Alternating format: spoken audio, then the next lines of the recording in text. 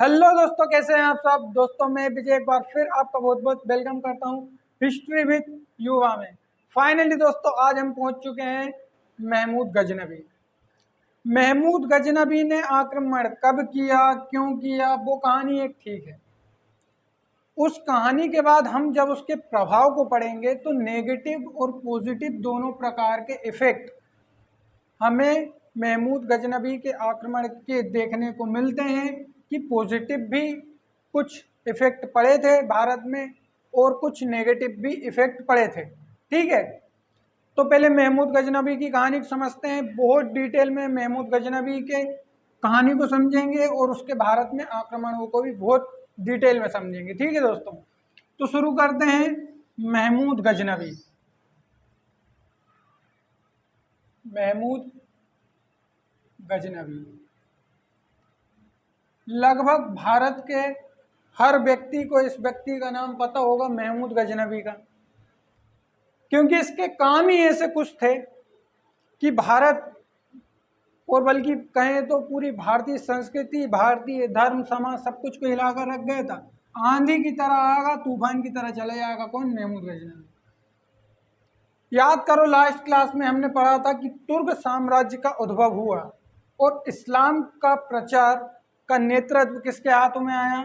तुर्कों के हाथ में आया। और तुर्क ये भूल गए कि उनकी सभ्यता और संस्कृति कभी भी इस्लाम को स्वीकार नहीं करती थी, लेकिन अलप्तगीन नाम के एक व्यक्ति ने इस्लाम धर्म का प्रचार प्रसार बहुत जोरों से किया और उसके बाद सुबुक्तगीन एक महत्वपूर्ण राजा बना। जयपाल से भारत की उत्तर पश्चिमी सीमा पर बहुत अटैक हुए और बहुत लड़ाइयाँ हुई, जिसमें हर बार जयपाल की हार हुई।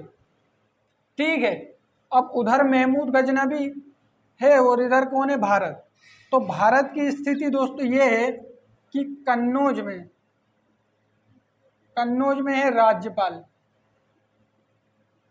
ठीक, बंगाल में है हमारे पाल शासक, पाल वंश।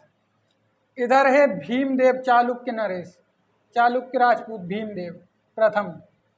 ठीक है, इधर चंदेल शासक है विद्याधर। ठीक, ऊपर कश्मीर में है रानी दिद्दा।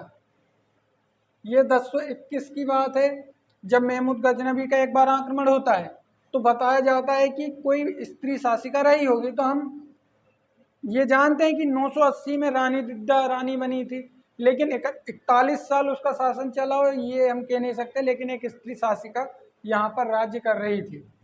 ठीक है, तो कश्मीर में एक स्त्री शासिका होगी, 1021 में आक्रमण होगा, अभी समझेंगे। ठीक, उत्तर पश्चिम में है राजा जयपाल, शाही वंश का राजा है। राजधानी है इनकी उद्भंड या बेहिंद। राजधानी क्या है? बेहिंद। ठीक है, ये भारत की स्थिति है। दक्षिण में है राष्ट्रकूट, है ना। तो ये देखो भाई भारत की स्थिति। मुल्तान में है दाऊद करमाती।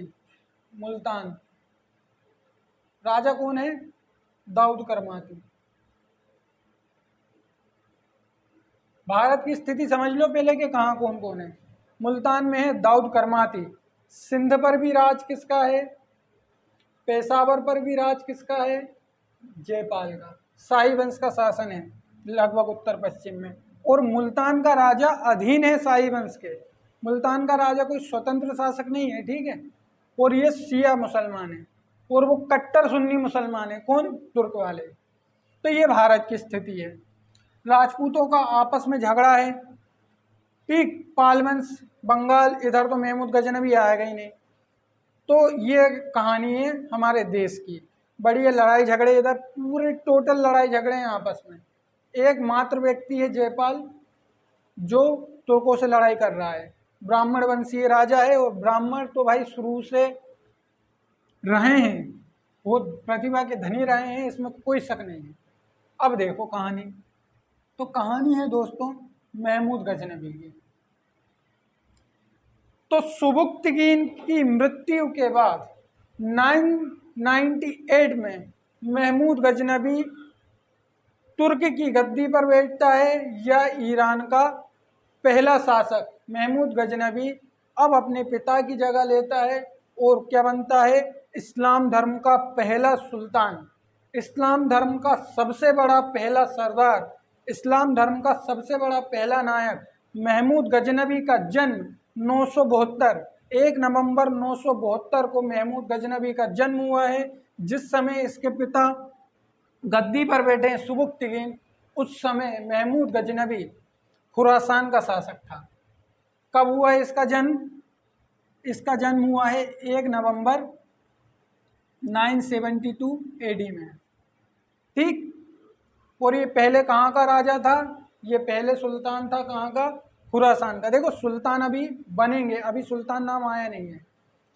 तो 997 में सुबुक्तगीन की मृत्यु हो गई, और 997 में सुबुक्तगीन की मृत्यु के बाद महमूद गजनबी इस्लाम धर्म का सबसे बड़ा पहला नायक, इस्लाम धर्म का सबसे बड़ा पहला सुल्तान, इस्लाम धर्म का सबसे बड़ा पहला सरदार महमूद गजनबी गद्दी पर बैठा है। और इसने कसम खाई है कि पूर्व के पूरे राज्यों को ये मुस्लिम साम्राज्य में बदल देगा, पूरे भारत को लूट डालेगा महमूद गजनबी। क्योंकि भारत में इस समय राजनीतिक स्थितियां इस प्रकार की है कि आपस में ही सब एक दूसरे के दुश्मन हैं। और यहाँ पर सुबुक्तगीन जब लड़ाई कर रहा था, महमूद गजनबी भी है, तो उसको पता है कि यहाँ पर एक ही व्यक्ति है, अपन कभी भी निपटा डालेंगे। फरिश्ता कहता है कि महमूद गजनबी और जयपाल के युद्ध में राजपूतों ने किसका? जयपाल का साथ दिया। तो राजपूत ये सोच के खुश ना हो कि अरे हमने तो महमूद गजनबी के खिलाफ लड़ाई लड़ी थी, फरिश्ता ने बोला है, तो वो महमूद गजनबी की साइड से बोल रहा है, वो नीचा दिखाना चाह रहा है राजपूतों को। पूरा राजपूत आना मिलकर भी और जयपाल यानी कि पूरा शाही वंश मिलकर भी एक व्यक्ति को नहीं हरा पाए, नीचा दिखाना चाह रहा है। वो बड़ाई नहीं कर रहा है, तारीफ नहीं कर रहा है, वो क्या कर रहा है? वो नीचा दिखा रहा है। कौन? फरिश्ता। तो राजपूत खुश नहीं हो इस बात को सुन के, ठीक है। तो महमूद गजनबी को देखो 998 में राजा बन चुका है, मूर्ति भंजक, बतु शिखन, इस प्रकार के नामों से भारतीयों ने इसको संबोधित किया। पूरे मंदिर मूर्ति तोड़ डालेगा, इसलिए मूर्ति भंजक कहा जाता है, और अरबी भाषा में बतु शिखन कहा जाता है, ठीक है। इसकी उपाधि देखो, यामीन उद्दौला, ठीक है, यामीन उल मिल्ला, ये इसकी उपाधि है। किसकी? महमूद गजनबी की। उपाधि देखो, इस्लाम धर्म में पहली बार एक बेलिड सुल्तान कौन है? महमूद गजनबी। और इसको बेलिड किया है किसने? बगदाद या ईरान के खलीफा ने, जिसका नाम था कादिर बिल्ला। कादिर बिल्ला, ये ध्यान रखना कि ये खलीफा कहाँ का था? तो बगदाद या ईरान, दो नाम मिलते हैं तो दोनों को अपन लेके चल रहे हैं, बगदाद या ईरान का। कौन है? कादिर बिल्ला। इसने उपाधियां दी हैं कि आप इस्लाम के पहले महान सरदार हो, आप इस्लाम के पहले महानायक हो, तो ऐसा ऐसा बोला। और एक अपना है शाहनामा का रचनाकार फिरदौसी। अच्छा, फिरदौसी ने जाके महमूद गजनबी को कहानी सुना दी, कह रहे अपने इधर वो एक अफरासियाब नाम का व्यक्ति था ईरान में, वो बहुत खतरनाक था। देखो जैसे हमारे यहाँ रामकृष्ण हम बुद्ध को पढ़ते हैं महान नायकों के रूप में, ऐसे ही ईरान में एक व्यक्ति था अफरासियाब। तो महमूद गजनबी उससे इतना प्रभावित हुआ, कहता कि अपन भी अफरासियाब के वंशज, उसमें क्या दिक्कत है। तो अपने आप को महमूद गजनबी ने अफरासियाब का वंशज कहा। अफरासियाब कौन है? अफरासियाब फिरदौसी की रचना शाहनामा का एक महत्वपूर्ण कैरेक्टर है, एक महानायक है, और अपने आप को उसी का क्या बताया इसने? वंशज बताया है। किसने? महमूद गजनबी ने। ये महमूद गजनबी का क्या है? इंट्रोडक्शन। अब ये राजा बना है, और राजा बनते से कसम खाई है कि मैं पूरे भारत को लूट डालूंगा और मध्य एशिया में एक बड़े साम्राज्य का क्या करूंगा? नींव रखूंगा। अब भाई महमूद गजनबी ने भारत पर आक्रमण किए, तो इसे एक मूर्ति भंजक, वस्तु शिखन, लुटेरा, बदमाश, घुसपैठिया, इस नाम से हम लोग कहते हैं, बुलाते हैं। लेकिन अगर हम महमूद गजनबी के साइड से बात करें तो ईरान में और तुर्क में महमूद गजनबी ने जो इस्लाम धर्म को दिया है वो आज तक किसी व्यक्ति ने नहीं दिया। पूरे ईरान को, पूरे तुर्क को, पूरे मध्य एशिया को जीत लिया किसने? महमूद गजनबी। मात्र 27 साल की उम्र में राजा बना है। ये महमूद गजनबी की साइड से बोल रहा हूँ मैं, कि अगर हम इस्लाम की साइड से बात करें, महमूद गजनबी की तरफ से बात करें, तो इसी ने पूरे तुर्क पर, पूरे मध्य एशिया पर कब्जा कर लिया। इसीलिए इसे एक महान नायक के रूप में इस्लाम धर्म के लोग देखते हैं। तो इस्लाम की तरफ से तो वो सही आदमी है, लेकिन हमारी तरफ से तो वो गलत व्यक्ति है। मंदिर तोड़े, हमारे भारत में लूटपाट की, ये सब किया, तो हमारी तरफ से तो ये क्या है? गलत व्यक्ति है। 1 मिनट दोस्तों, हम पानी पी लें, आप जब तक इसको देखो।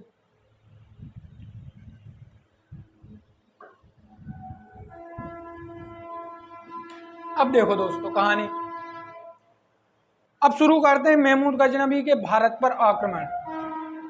1000 से 1026 ईस्वी तक महमूद गजनबी ने भारत पर 17 बार आक्रमण किए। कितनी बार? 17 बार।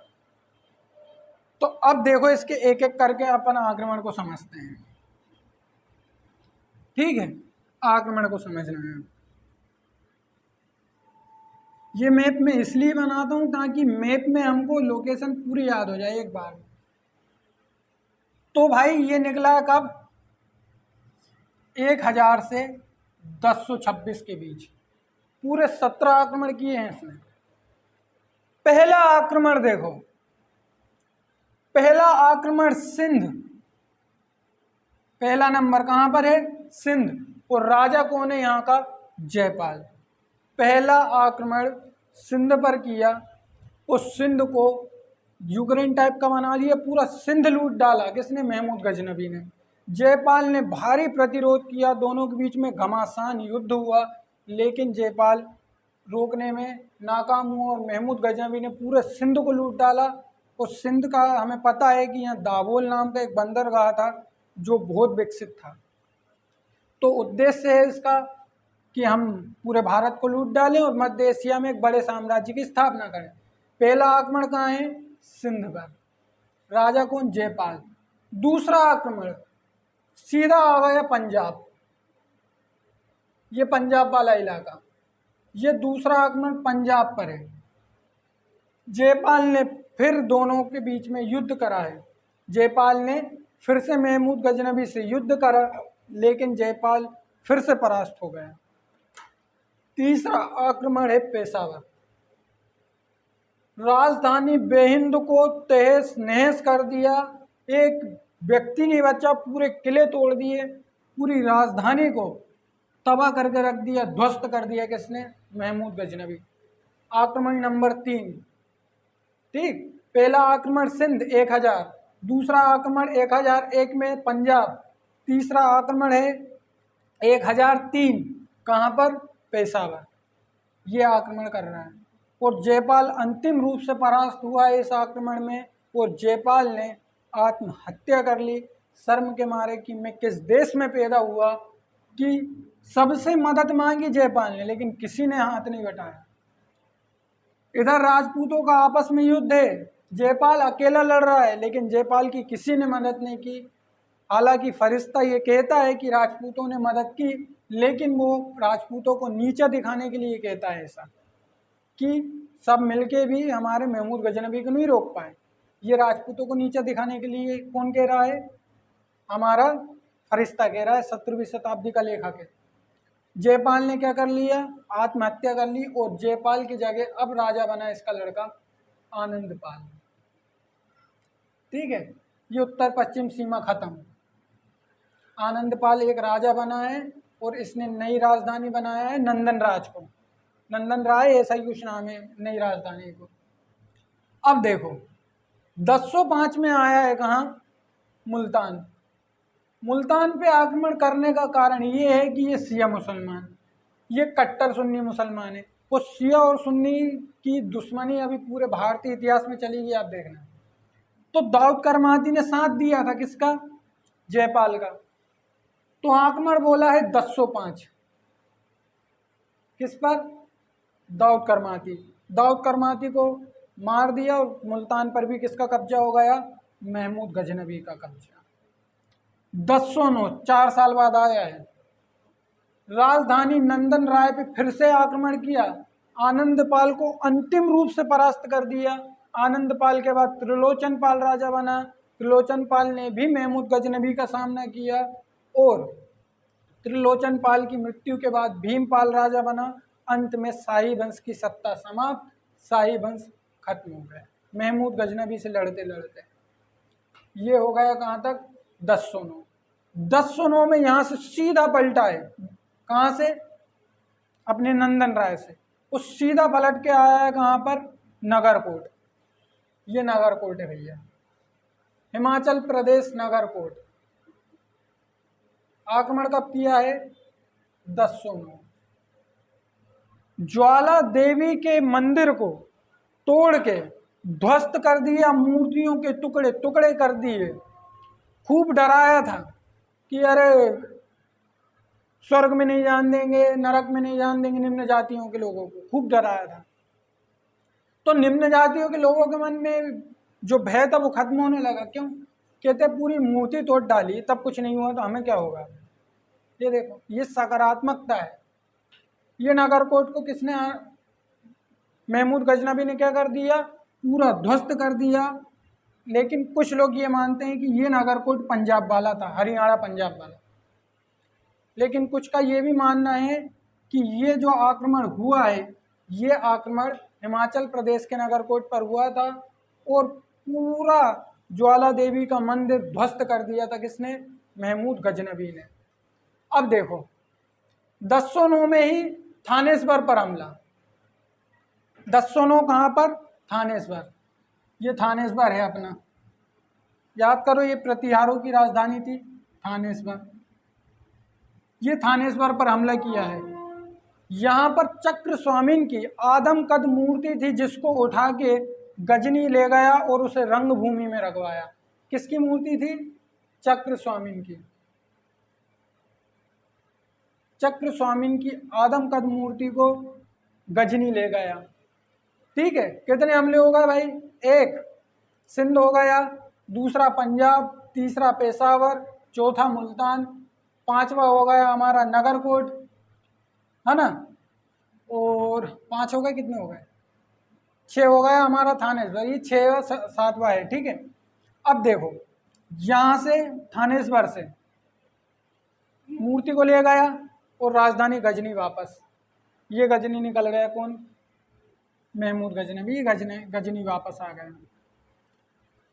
अब आगे 1014 में फिर आया महमूद गजनवी और 1014 में गंगा की वादियों को शमशान घाट बना दिया।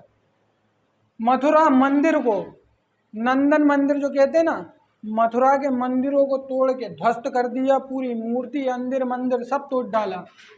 मथुरा खत्म। ठीक है, 1014 में कहाँ आक्रमण किया है? मथुरा पर। ठीक, 1015 में यहीं से सीधा कहाँ निकला? कश्मीर। लेकिन कश्मीर का आक्रमण असफल रहा क्योंकि तूफान आ गया था और महमूद गजनवी को वापस लौटना पड़ा। ठीक है, ये आक्रमण देखो अब भैया। वहां से निकला है 1019। 1019 में कन्नौज पर आक्रमण किया और राजा है यहाँ का राज्यपाल। 1019 में कन्नौज पर आक्रमण किया, राजा जयपाल भाग गया। तो ये राजपूत राजा राज्यपाल भाग गया, जयपाल नहीं राज्यपाल। तो राजपूत राजा राज्यपाल जब भाग गया तो पूरे राजपूत क्रोधित हो गए और राज्यपाल को विद्याधर ने और कीर्तिमान ने मिलकर क्या करा? आक्रमण कर दिया और उसको हटा दिया। विद्याधर ने और कीर्तिमान ने किसको? राज्यपाल को हटा दिया, इसकी गर्दन काट दी, कि राजपूतों की नाक कटवा दी।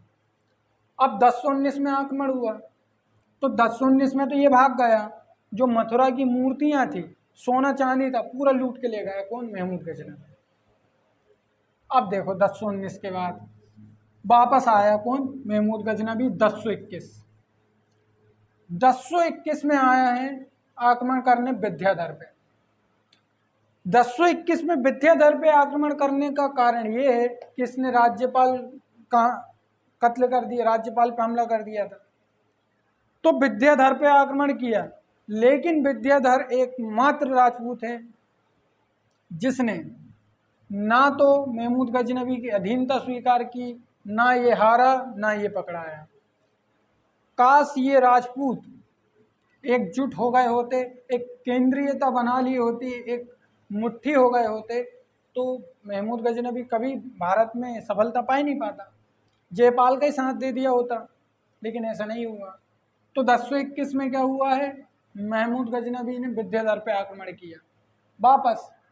ठीक, अब देखो 1021 और 22 कश्मीर पर फिर से आक्रमण। यहाँ पर एक स्त्री शासिका थी, मैंने लिखा भी है 1021 में। ठीक है, अब सबसे महत्वपूर्ण आक्रमण होने वाला है महमूद गजनवी का 16वां आक्रमण। 16वां आक्रमण है महमूद गजनवी का गुजरात, सोमनाथ मंदिर गुजरात। ठीक है, सोमनाथ मंदिर, उसको किसी ने बता दिया गलती जा क्या रहे, कहते इधर उधर हमला करने से क्या मतलब, सबसे खतरनाक जो रईस मंदिर है, धनी मंदिर है, वो है गुजरात का सोमनाथ मंदिर, कहते उसको लूटो ना। तो कहते फिर क्या दिक्कत है। महमूद गजनवी 30,000 सेना के साथ आया गुजरात सोमनाथ। पहली बार आया असफल, दूसरी बार आया असफल, तीसरी बार आया असफल, चौथी बार आक्रमण किया है। राजा है यहाँ पर भीमदेव प्रथम। भीमदेव प्रथम, चालुक्य राजपूत राजा कौन है, भीमदेव प्रथम, भाग गया।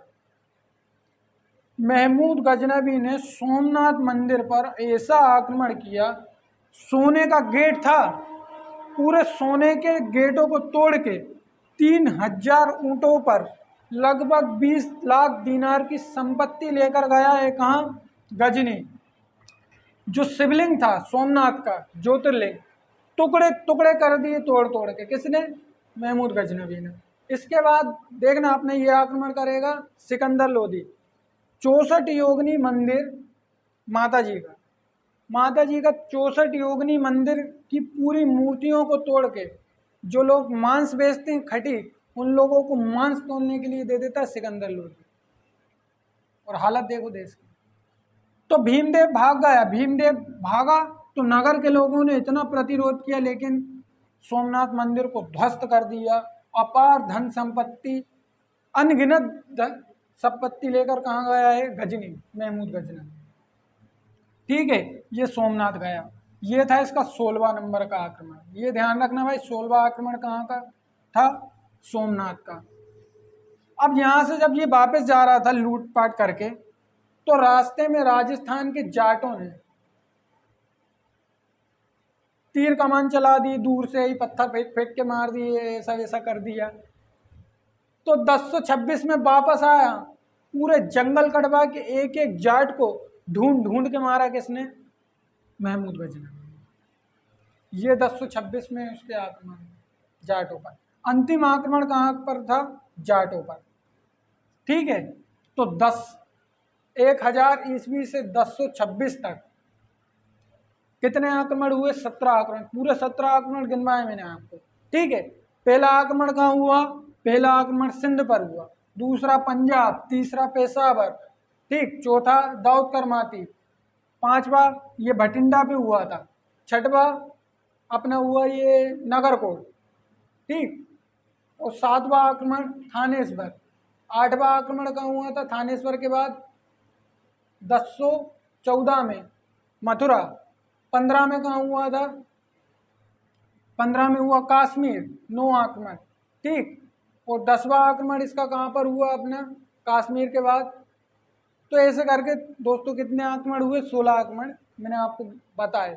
17 आक्रमण, पूरे 17 आक्रमण किए, जिसमें सबसे महत्वपूर्ण आक्रमण था उसका एक 16वां और एक 1019 में राज्यपाल और 1026 जाटों पर आक्रमण।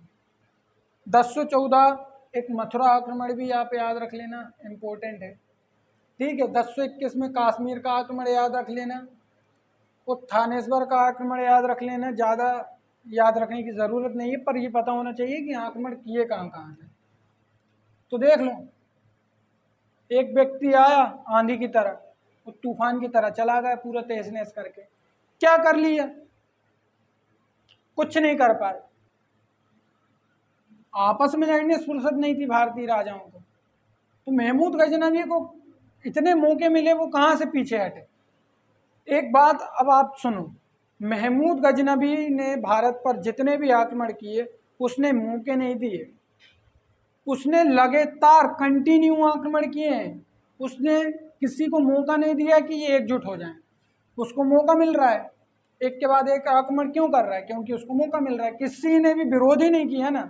एक व्यक्ति ने विरोध किया था, विद्याधर ने, उसके अलावा राज्यपाल ने, किसने? जयपाल ने। और किसने विरोध किया? अब देखो प्रभाव। अब जब महमूद गजनवी ने पूरे भारत को रोंद डाला, पूरे भारत में लूटा पाटी मचा दी, तो अब ये समझ में आया कि हमें एकता अपनानी चाहिए। अब इनको समझ में आ रहा है कि एकता अपनाएं। राजपूतों के लिए युद्ध खेल होता है, ये बताया जाता है, तो युद्ध क्यों नहीं किया फिर? राजपूत दशहरे के बाद आपस में युद्ध के लिए सैनिकों को भेजा करते थे, ये बताया जाता है। बताया जाता है कि राजपूत दशहरा हुआ और युद्ध के लिए तैयार। इससे इतना आर्थिक नुकसान होता था, क्योंकि एक ही देश में रहकर एक दूसरे की रियासत पर जब हमला होगा तो देश का ही नुकसान है उसमें। महमूद गजनवी का आक्रमण हुआ तो उनसे क्यों लड़ाई नहीं की? लड़ाई करना था, क्यों नहीं की? पूरे भारत को रोन डाला, शिवलिंग तोड़ दिए, मथुरा मंदिर कृष्ण जी का पूरा लूट डाला, नगरकोट ज्वालामुखी मंदिर लूट डाला, हिमाचल प्रदेश, भटिंडा के किले तोड़ दिए, पूरे बेहिंद को लूट डाला, पेशावर सिंध को लूट डाला। बचा क्या? और उसके पास तो है बहुत सारा धन संपत्ति। तो ये इसके नेगेटिव प्रभाव क्या है कि एकता नहीं थी। सफल क्यों हो पाया? एकता ही नहीं थी। सबसे बड़ा कारण ये है कि एकता नहीं थी। दूसरी चीज, महमूद गजनवी खुद ने मौका नहीं दिया किसी को संभलने का, तो वो क्यों मौका दे? उसको तो लूटपाट मचानी है, वो मौका क्यों देगा? तो पूरे लोगों को लूट डाला, मौका ही नहीं दिया। ठीक है, सफलता का दूसरा कारण है ये। तीसरा कारण ये है कि फरिश्ता कहता है कि जयपाल की सहायता राजपूतों ने की, लेकिन नहीं की। राजपूत राजा, शाही वंश के राजा जयपाल की मदद भी करते तो भी महमूद गजनवी उतनी सफलता नहीं पा पाता जितनी की उसने पाई। तो भाई, आक्रमण में सफल होने का कारण बस इतना है कि हमारे देश में कोई केंद्रीय सत्ता नहीं थी, इतनी सी भी हमारे देश के राजपूतों में और हमारे देश के राजाओं में एकता नहीं थी। ठीक है, तो ये सफलता के केवल 2 कारण है। कोई 50 कारण लिखवाए, मैं नहीं मानता। मैं 2 ही कारण मानता हूँ कि कोई केंद्रीय सत्ता नहीं थी। अरे ये लोग उनको याद कर लेते, किनको? हमारे चंद्रगुप्त मौर्य को याद कर लेते, अशोक को याद कर लेते, समुद्रगुप्त को याद कर लेते, एक बार याद कर लेते, नागभट्ट प्रथम को, मिहिर भोज को एक बार याद कर लेते। लेकिन इन्हें आपस में लड़ने से, दुश्मनी से फुर्सत नहीं थी। क्या बिगाड़ लिया? पूरे भारत को रोन दिया महमूद गजनवी ने। 1030 में महमूद गजनवी की मृत्यु हो गई और लगभग 148 ईयर्स तक अब कोई आक्रमण नहीं हुआ। भारत को संभलने का मौका मिला है, कोई भी आक्रमण नहीं हुआ। कब तक? 148 साल तक। अब ये भारत की स्थिति। तो भाई अब इफेक्ट देखो आप, इफेक्ट क्या क्या पड़े, प्रभाव। सबसे पहला प्रभाव पड़ा है निम्न जाति के व्यक्तियों में। उनके मन में जो डर बैठाया गया था कि स्वर्ग में नहीं जान देंगे, नरक में नहीं जान देंगे, मंदिर में नहीं जा सकते, तो एक व्यक्ति ने मंदिर तोड़गा, कहाँ गए भगवान? महमूद गजनवी ने। ये एक सकारात्मक इफेक्ट। दूसरा सकारात्मक इफेक्ट ये है कि राजाओं में इतनी बुद्धि आई होगी कि हमें एकता में रहना चाहिए। ठीक है, तीसरा इफेक्ट देखो, महमूद गजनवी के आक्रमण से उत्तर भारत की राजनीतिक व्यवस्थाएं पूरी तहस नहस है। कुछ समझ नहीं आ पा रहा है कि आखिर हुआ क्या ये। एक व्यक्ति आया पूरे देश को हिला के चले गया। तो ये थे भाई महमूद गजनवी के 17 आक्रमण। अब अगली क्लास में हम देखो क्या पढ़ते हैं, मोहम्मद गोरी, क्योंकि मैं राजपूतों को पढ़ा चुका हूँ और राजपूतों में मैं चौहान चालुक्य सबको पढ़ा चुका हूँ और डायरेक्ट महमूद गजनवी पे पहुंचा था। महमूद गजनवी के बाद मोहम्मद गोरी को और पढ़ेंगे। तब तक के लिए दोस्तों चैनल को सब्सक्राइब करके वीडियो को लाइक कर देना है। जय हिंद, जय भारत, थैंक्स फॉर वॉचिंग, मिलते हैं।